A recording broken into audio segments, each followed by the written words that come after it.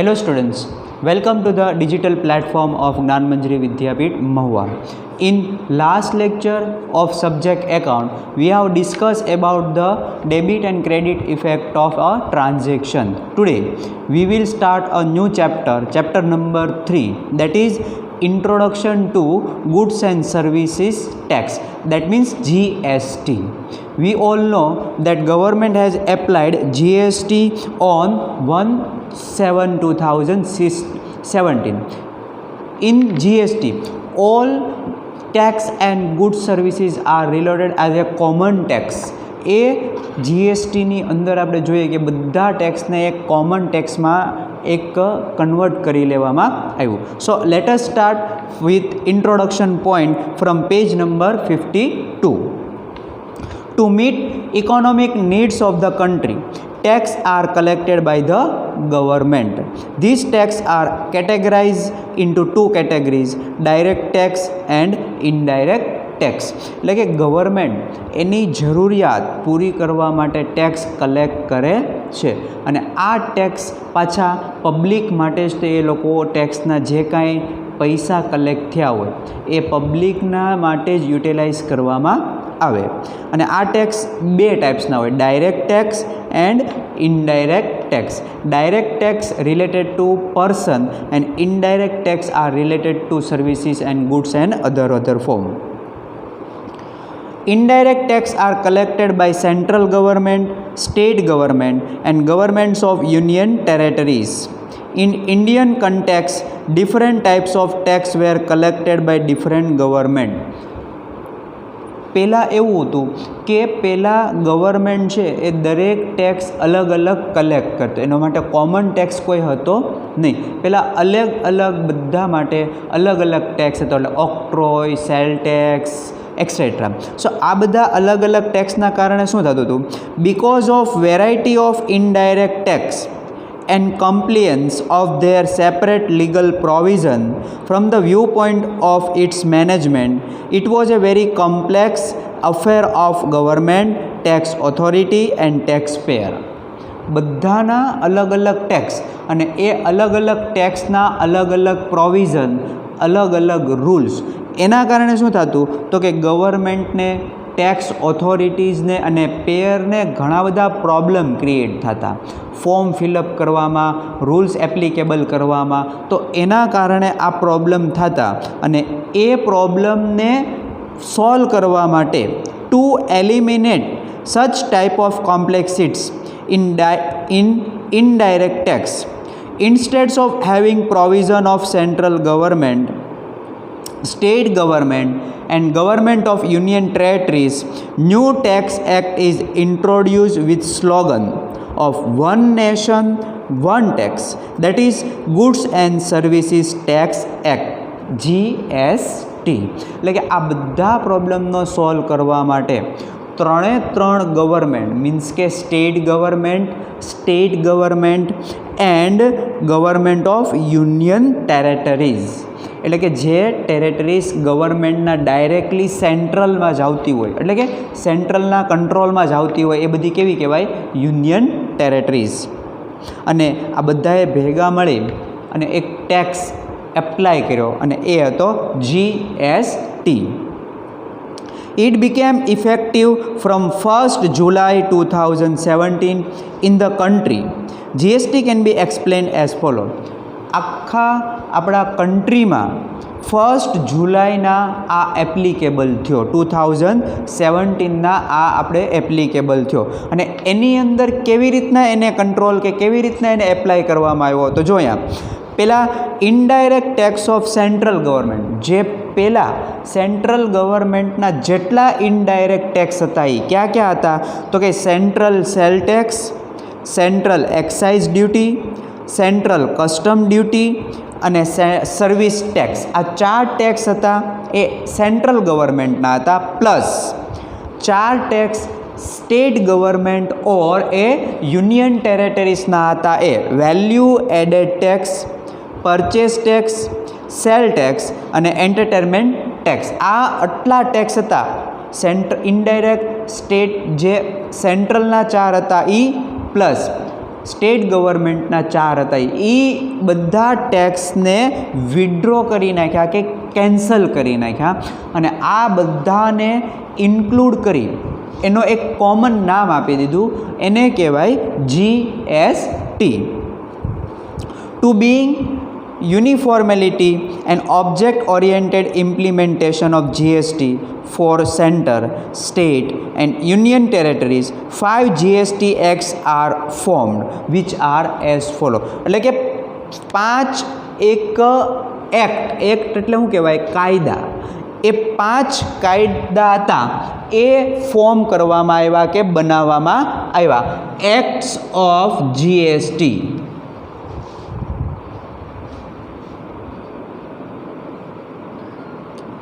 ગુજરાત એટલે જીએસટી એટલે goods and services ટેક્સના 5 એક્ટ ક્રિએટ થયા.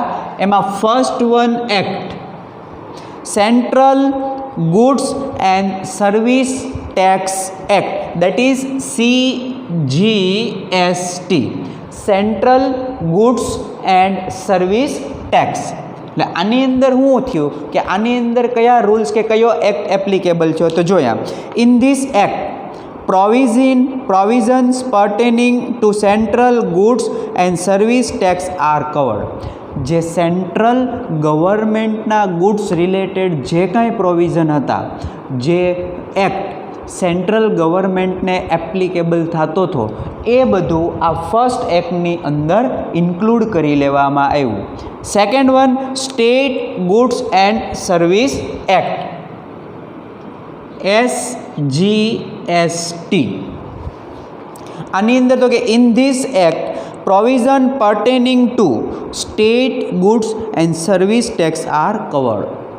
જે સ્ટેટ રિલેટેડ જે કાંઈ પ્રોવિઝન હતા, સ્ટેટમાંથી બીજા સ્ટેટમાં કન્વર્ટ કરવું, એક સ્ટેટમાં તે એક સિટીમાંથી બીજી સિટીમાં જ્યારે ગુડ્સને સોલ્ડ કરવા, પરચેસ કરવા, તો એની માટે જે કાંઈ હતું એના માટે કયો ગુડ બનાવવામાં આવ્યો act, SGST, state goods service tax.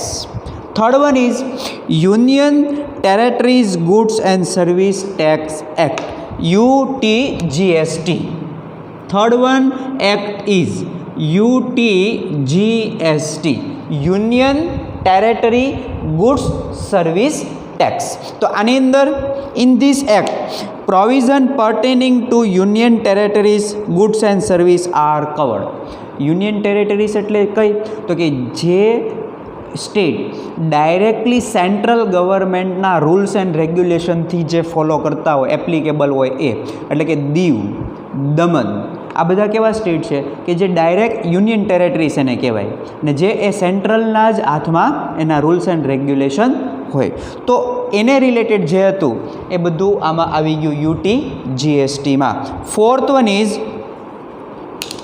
Integrated goods and service tax act, IGST,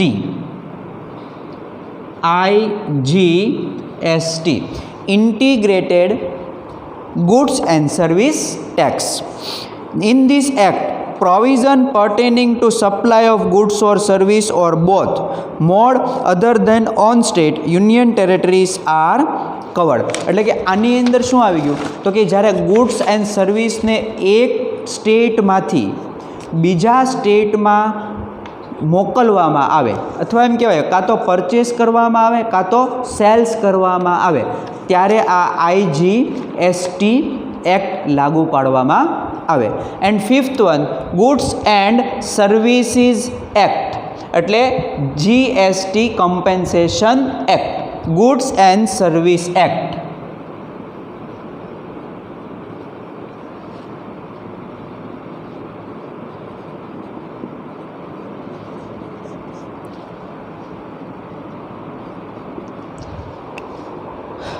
Due to implementation of GST, those states who are having loss of tax collection, for their compensation, this act is formed. Under the Compensation Act, the state government whose tax collection will be reduced will be compensation with the same. એટલે આ એકનો શું હતો તો કે આ GST applicable થવાથી કોઈ સ્ટેટનું ટેક્સ કલેક્શન છે એ ઓછું આવવા મળ્યું, તો એ ઓછું આવવાનું કમ્પેન્સેશન એને મળી જતું હોય છે. સેન્ટ્રલ ગવર્મેન્ટ એને જેટલું કમ્પેન્સેશન કે જેટલો ટેક્સ ઓછો આવ્યો છે એ ટેક્સ આ સ્ટેટ ગવર્મેન્ટને રિફંડ કે કમ્પેન્સેશન કરવામાં આવે કે એને હેલ્પ કરવામાં આવે છે. તો જો આ 5 એક્ટ જીએસટી આરે એપ્લિકેબલ થયા કે એના બેઝ ઉપર જ એ લોકોને વર્ક કરવાનું હોય છે. હવે જોઈએ meaning and special features of GST.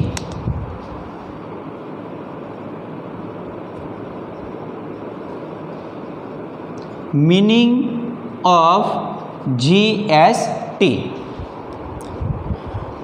Different tax of central government and state government are withdrawn and goods and service are covered under one tax.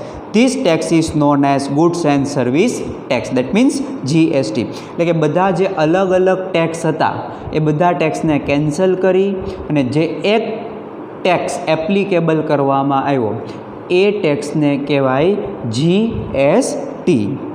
Tax which is applicable on supply of goods and service. Supply of goods એટલે શું થાય તો કે purchase અને cells. Purchase કરો અથવા cells કરો એ થઈ જાય supply of goods. Is known as goods and services tax. Its acronym form in GST. Acronym એટલે શોર્ટ ફોર્મ. શોર્ટ ફોર્મ છે એવું છે જીએસટી. ગુડ્સ એન્ડ સર્વિસ ટેક્સનું શોર્ટ નામ છે એ GST.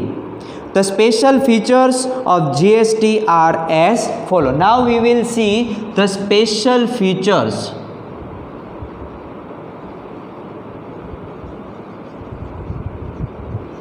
Special features of GST. First one tax.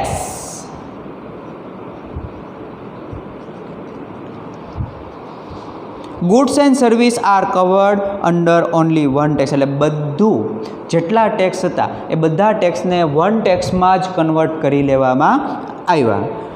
Second one tax collection on supply.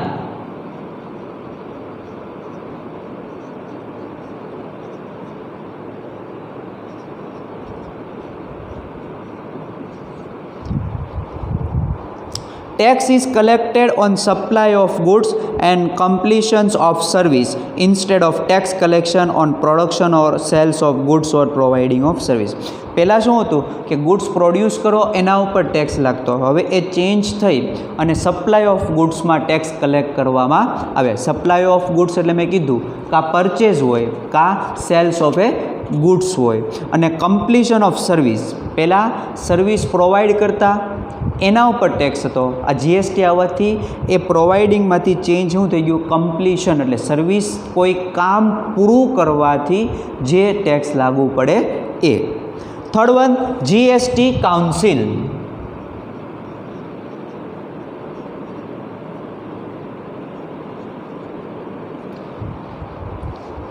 Entire operation and regulation of GST are done through GST Council.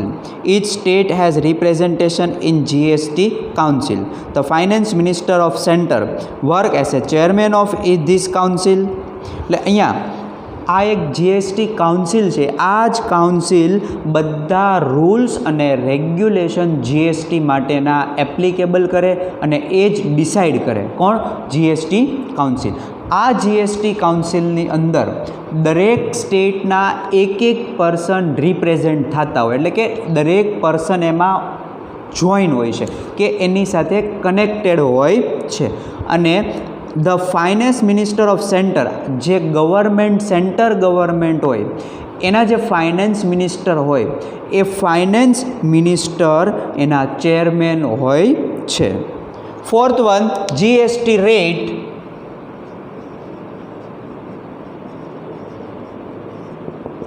GST rate એટલે કેટલા % GST applicable કરવાનો છે એ પણ કોણ ડિસાઇડ કરશે? આ જીએસટી કાઉન્સિલ જ decide કરે. All GST rates are recommended by the GST council. GST council જ આ જીએસટી રેટ નક્કી કરશે. Fifth one import and GST.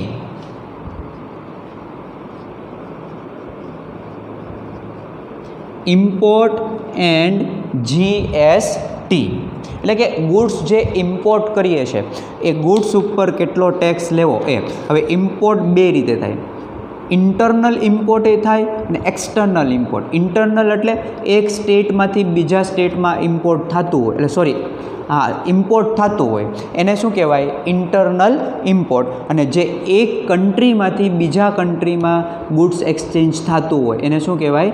External import. Import એટલે આપણે બીજા કન્ટ્રી પાસેથી ગુડ્સ મંગાવીએ તો એ આપણા માટે શું થાય? Import.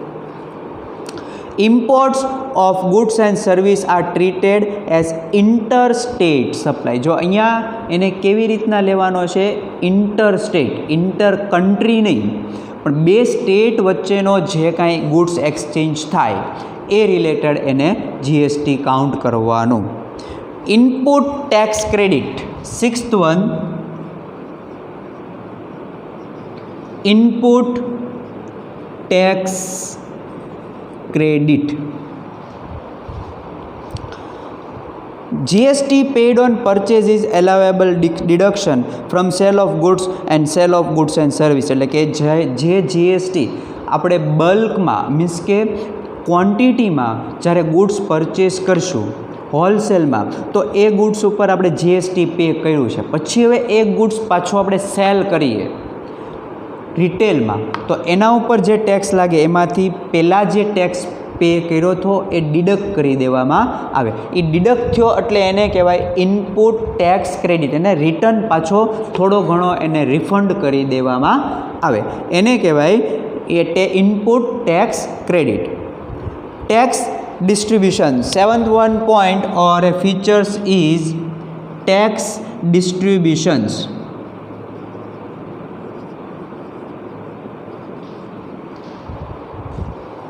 An appropriate tax distribution system for central and state government is made available in this tax. એટલે જે ટેક્સ કલેક્ટ કરવામાં આવે એનું ડિસ્ટ્રીબ્યુશન કરવાનું. કેવી રીતના? તો કે સ્ટેટ ગવર્મેન્ટને એમાંથી કેટલો ટેક્સ દેવાનો, સેન્ટ્રલ ગવર્મેન્ટને કેટલો ટેક્સ દેવાનો, એ બેનું ડિસ્ટ્રીબ્યુશન કરવાનું. અને એ કેવી રીતના કરવાનું એ પણ જીએસટી કાઉન્સિલ જ ડિસાઇડ કરતું હોય છે. 9th one, tax 8th one sorry, tax determination.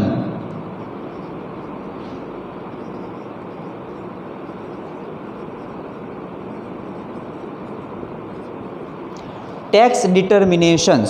An appropriate all tax rates on goods and supply are determined on the basis of head of goods and service.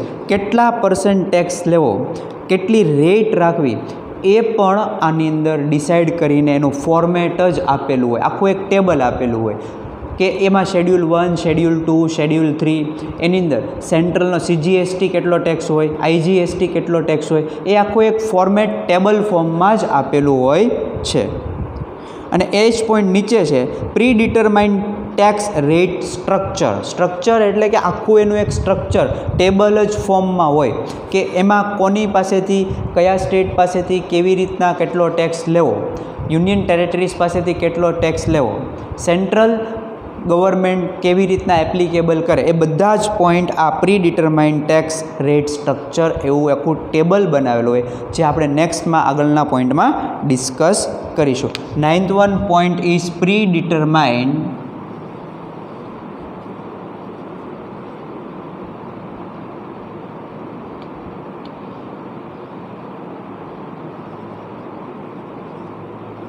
predetermined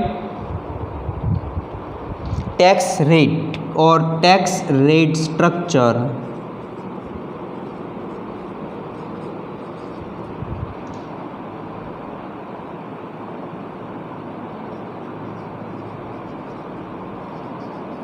એટલે કે પહેલેથી જ નક્કી કરેલું એક એનું સ્ટ્રક્ચર આપેલું હોય.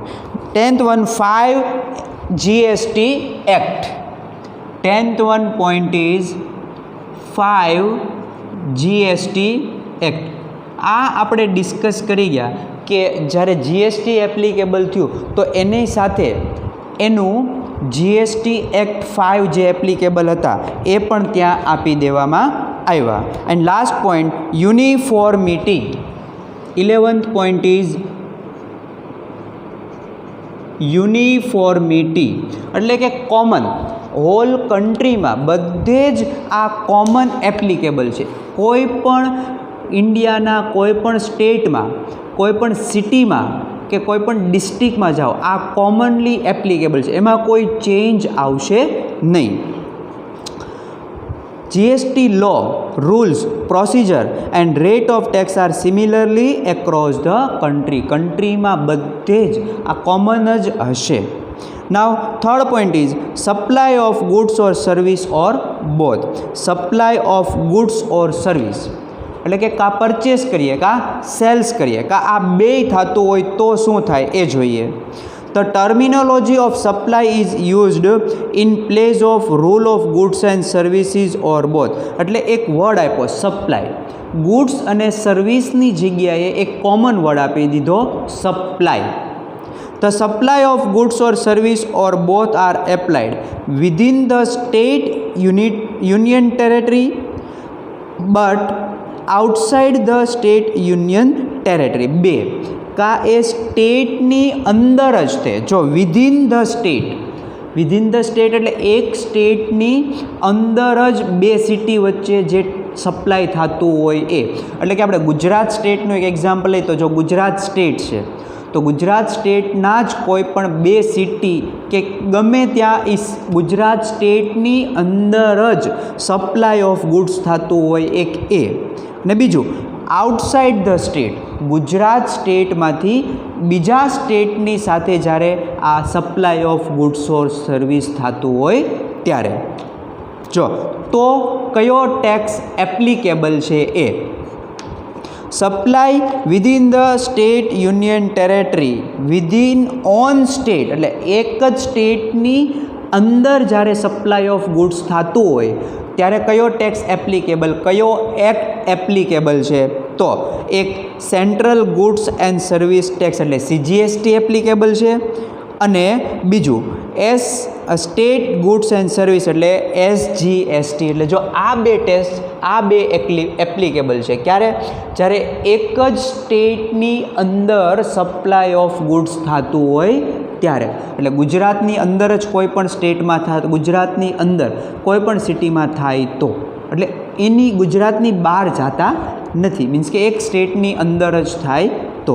હવે આ બાજુમાં supply out of the state એટલે સ્ટેટની બહાર, મતલબ ગુજરાતના કોઈ સિટીમાંથી મહારાષ્ટ્રમાં કોઈ પણ સિટીમાં, એટલે જો સ્ટેટ ચેન્જ થઈ ગયા, જો ગુડ્સની સપ્લાય થાય તો એક જ ટેક્સ એપ્લિકેબલ બને, એ છે integrated goods and service tax એટલે IGST તો એપ્લિકેબલ થાય. એટલે આ બે ક્વેશ્ચન થાય કે જો સેમ સ્ટેટમાં એપ્લિકેબલ હોય તો કયો એક્ટ લાગુ પડે તો કે CGST ને SGST. અને જો યુનિયન ટેરેટરી કે સ્ટેટની બહાર થતો હોય તો એને કયો સ્ટેટ લાગુ પડે તો કે IGST. So student, today we have discussed the point number till point number 3. Your homework according to this lecture is you have to write meaning and special features of GST one time. Next topic will be discussed in the next lecture.